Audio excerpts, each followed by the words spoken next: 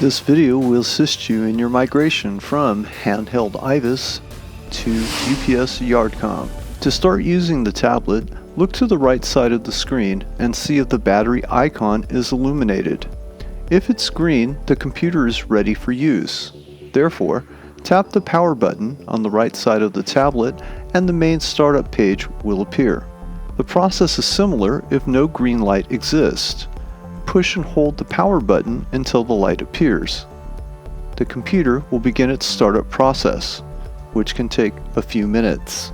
Shortly, the main Windows startup page will appear. With your finger at the bottom of the page, swipe up to reveal the employee login page. This requires the same information you use to log in with your handheld IVIS. If you work at night, the white screen can be very bright. You may want to try a darker one. To switch from light to dark, or from dark to light, with your finger slide the graphic icon at the top right next to the date.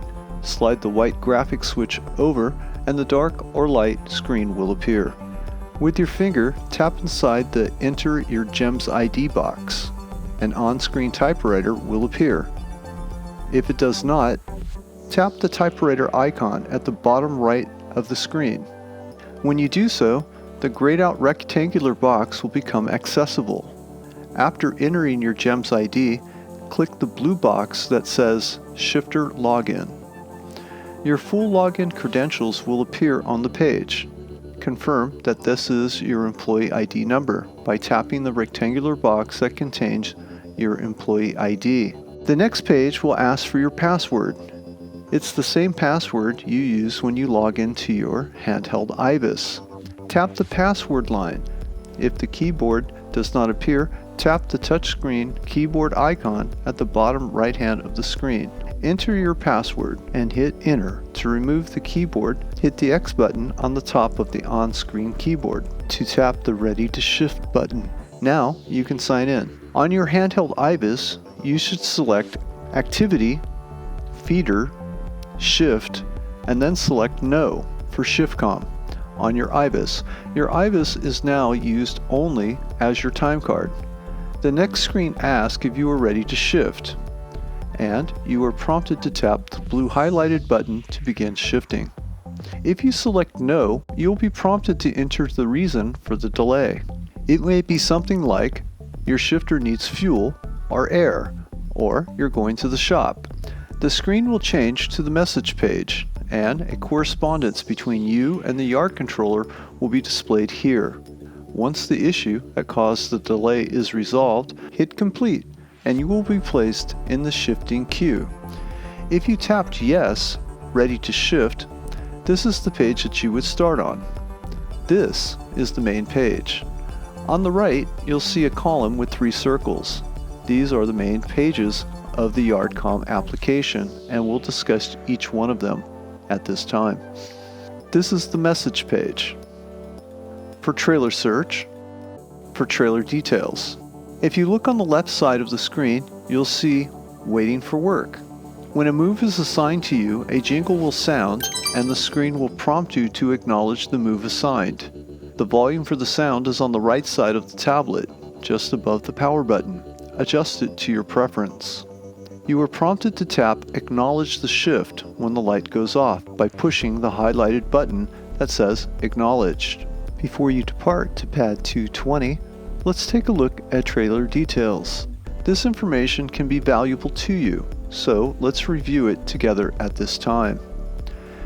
On the top of the page, it tells you that you are going to spot trailer. They tell you that trailer is located on pad 220. However, when you get to pad 220, the trailer is not there. On the right-hand side of the trailer's details page is a ping button. Click this and the last known position of the trailer will be provided to you. In this instance, it says the last ping was on door 18. Upon driving to door 18, we notice that the door is empty. However, directly across from door 18 in the padded pull-throughs, there is the trailer. Now that you've located the trailer, push Begin. When you do so, notice the bay door is now given to you. door 22. Take the trailer to door 22, back it to the door, and hit Stop Complete. You have just made your first stop using UPS YardCom. Most of the moves in YardCom function in the same way. However, it could also say align because the trailer is not straight. It could also say seal because the seal was not removed when the trailer was inbounded. It could also say door because it was a half door when it was put up and the other door needs to be opened. Or it could also say door because the unload cannot open the door and the unload needs your assistance. Understanding what type of move you're about to undertake can be helpful. So far, we have used the message screen and the trailer details page. Now, we will use the Edit Bay function. The Edit Bay function is found in the trailer details page. In this example, we are removing a trailer from the pull-throughs and taking it to pad 518. However, when we arrive at pad 518, the pad is unavailable, so the trailer is spotted in pad 524. From the trailer details page, tap the Edit Bay button and enter the new pad number. In this case, it's 524, and click the magnifying glass. When you do so, you'll see that the new pad assignment is populated down below. Confirm it by clicking it with your finger. Notice the blue prompt at the bottom of the trailer details page that says Save. Once you push it, the trailer information is updated. Now, let's complete the move. One of the most empowering features in YardCom is the Create Shift function. Let's take a look at how that works. At the pulls, we notice that someone has dropped the trailer. Going to the trailer search function, we enter in the trailer number 874413 and hit the magnifying glass. This trailer has already been assigned to door 420. Let's take it there. However, when we arrive at pad 420, the bay is occupied, so we take it to the next available space, which is 417.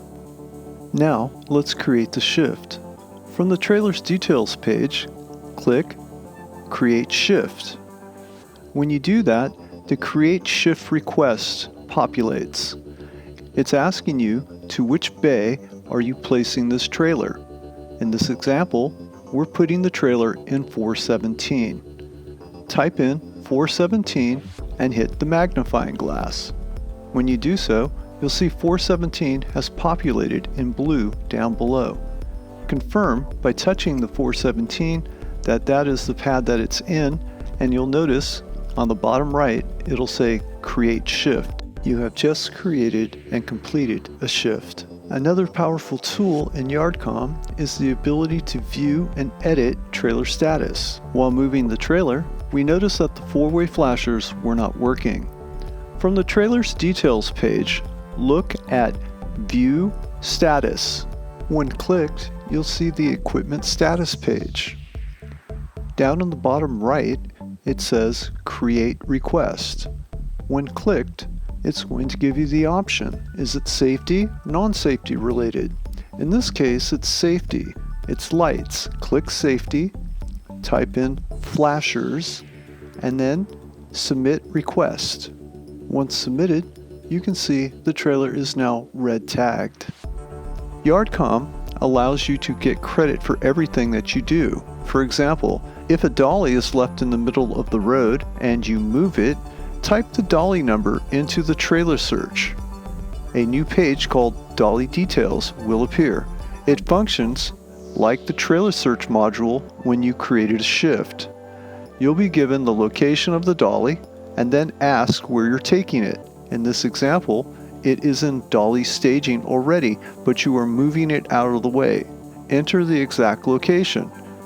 Dolly staging is located at 623 and tap the magnifying glass, and a move to dolly staging will appear. Tap it. You've just created a dolly move. It functions like any other shift. Acknowledge, begin, complete. You understand now how to use almost every feature in YardCom. Here are a couple additional features that you may only use on occasion, but the right tool for the job is always the right tool. You have a triangle next to your name. If you click it, a drop-down menu appears. Let's look at these options. Shifter log can be beneficial. If you click Shifter log, a complete list of every move since you punched in will appear. The next item in the drop-down menu is View DVIR. When you file a DVIR entry in this menu, it goes directly to automotive. If it's a safety issue, it is red tagged instantly for repairs. The last one is to request logout when it's time for you to go on break, lunch, or if it's your time to go home. Request logout, and this screen appears. When this happens, go to your IVUS and, for time card purposes, enter your break, lunch, or begin your punch-out process. When you complete break or lunch, you'll have to go back through the login process that we did at the beginning of this video by entering your employee ID, hitting enter, confirming who you are, and then your UPS password. But this is the same as what you do on your IVUS at this time. Remember, your IVUS becomes your time card and YardCom is your workstation.